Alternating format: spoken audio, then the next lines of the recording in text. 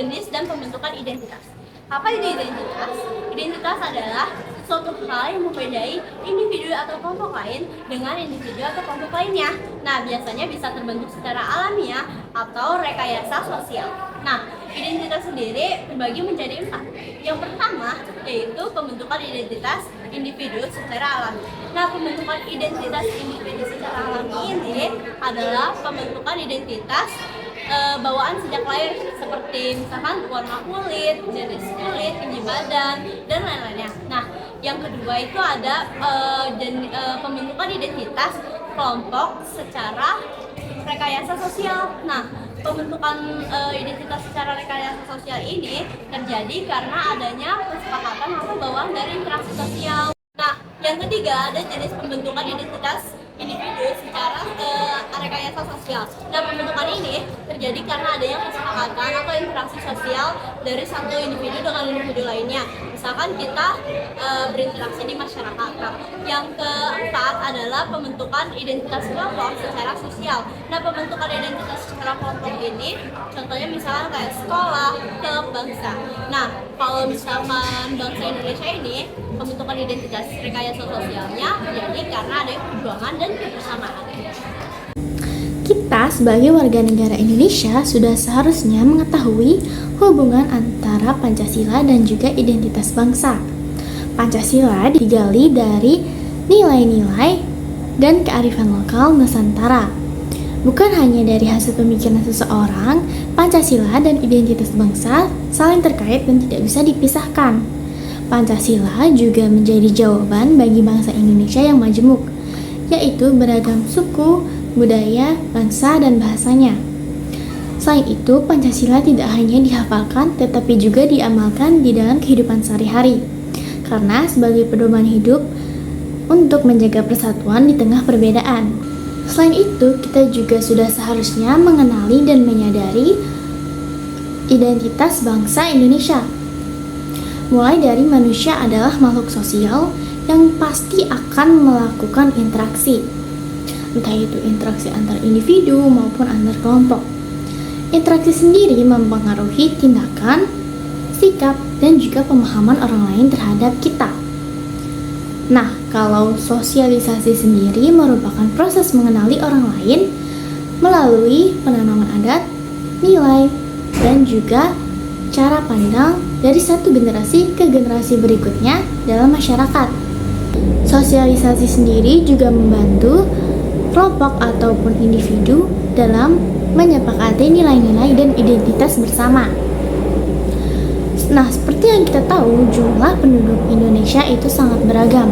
Beragam pula agamanya, budayanya, bahasanya, dan lain sebagainya. Maka kita memegang semboyan Bhinneka Tunggal Ika sebagai semangat hidup dalam perbedaan. Nah, terdapat 2 identitas bangsa Indonesia. Yang pertama adalah primordial, yaitu mencangkup identitas suku, agama, bahasa daerah, dan budaya lokal. Dan yang kedua ada nasional, yaitu mencangkup simbol negara, bahasa Indonesia, dan semangat persatuan. Dengan adanya banyak keberagaman dan juga identitas bangsa, sudah seharusnya kita mengenali, menghargai, dan juga hidup bersama dalam perbedaan itu sendiri. Menghargai keragaman identitas. Nenek moyang Nusantara dikenal sebagai paut ulung yang berlayar hingga Afrika pada abad 5-7 Masehi. Perjalanan mereka memunculkan interaksi budaya yang berbeda dan melahirkan identitas baru. Pelajaran penting, setiap perjumpaan dengan orang baru pasti ada perbedaan bahasa, fisik, agama, dan lain-lain. Perbedaan harus diterima dan dipahami sebagai bagian dari hidup bersama. Identitas yang ada sekarang terbentuk dari persilangan berbagai identitas di masa lalu. Poin penting, menghargai budaya lain tidak sama dengan mengabaikan budaya sendiri. Dunia kini terhubung, kita bisa belajar budaya lain dengan mudah. Bangga pada identitas bangsa adalah wajar, tapi harus disertai rasa hormat terhadap budaya lain. Kebanggaan dan penghormatan harus berjalan beriringan. Kolaborasi antar budaya di Indonesia. Indonesia adalah negara yang beragam budaya dari Sabang sampai Merauke.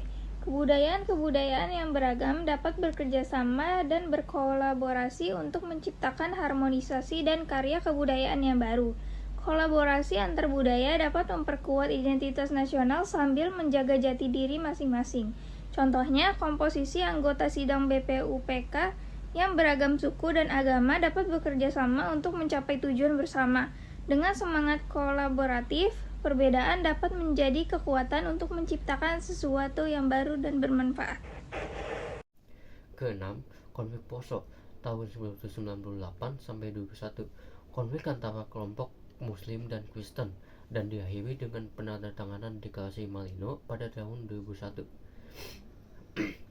Kesimpulannya, menurut Yayasan Denny JA, terdapat 2.398 kasus kekerasan dan diskriminasi di Indonesia selama 14 tahun setelah reformasi, dengan 65% berlatar belakang agama, 20% kekerasan etnik, dan 15% kekerasan gender. Lalu sisanya 5% kekerasan seksual. Berikut kasus kekerasan yang dipicu masalah keberagaman di Indonesia. Pertama, konflik Ambon 1999 sampai 2003. 10 orang meninggal, ribuan rumah dan fasilitas umum terbakar, dan ratusan ribu warga mengungsi. Kedua, konflik Sampit tahun 2001.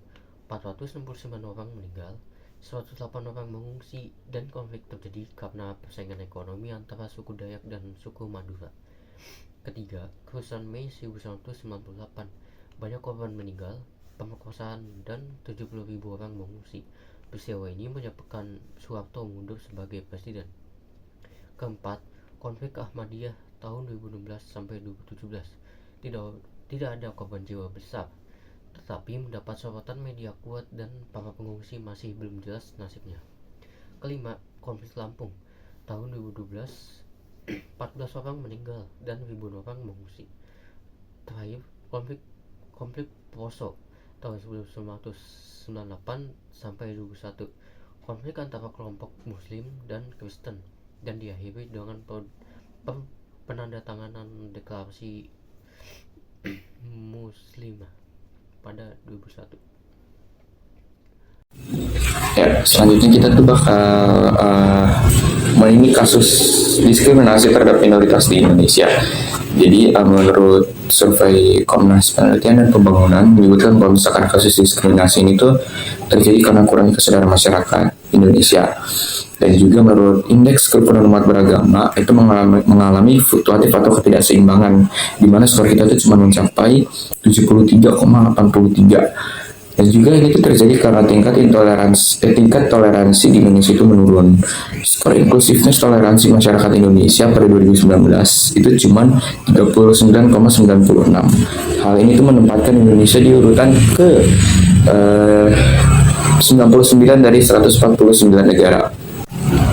Jadi selanjutnya tuh kasus intoleransi terhadap isu demokratisasi di Indonesia itu sebenarnya nggak terlalu berdampak secara langsung, karena skornya ini kan hanya mengalami stagnan dan juga ya udah segitu-segitu aja. Jadi kesimpulannya itu kasus intoleransi di Indonesia ini tuh sebenarnya masih sangat berlanjut dan juga belum ada tanda-tanda melandai, tapi juga kasus intoleransi ini tuh tidak meningkat, jadi hanya stuck di situ-situ aja, nggak naik sama sekali ataupun nggak turun sama sekali gitu.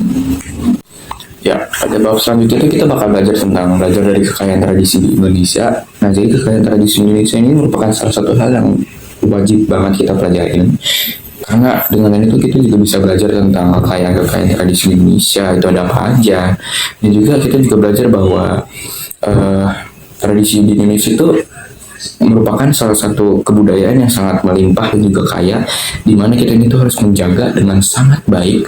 Dan juga ini tuh membuktikan bahwa di antara budaya, agama, status sosial atau apapun itu tidak ada satupun yang lebih unggul, bahwa itu juga membuktikan kita bahwa semua keragaman dan juga tradisi Indonesia ini tuh memiliki tingkat yang sama rata dan semua itu berhak berkembang. Saya paham budaya dari kelompok 5, saya akan membacakan mengapa kita harus tahu apa itu Bhinneka Tunggal Ika. Yang satu, menjadi agen perubahan yang menyebarkan nilai-nilai Pancasila. 2, bijak dalam menggunakan media sosial untuk menyebarkan informasi positif. Aktif dalam organisasi yang mendukung persatuan bangsa. Kesimpulan, ketentuan NKRI harus dijaga oleh seluruh elemen bangsa. Ancaman terhadap NKRI dapat berasal dari berbagai aspek. Peran aktif warga negara sangat penting dalam mempertahankan persatuan dan kesatuan bangsa. Terima kasih.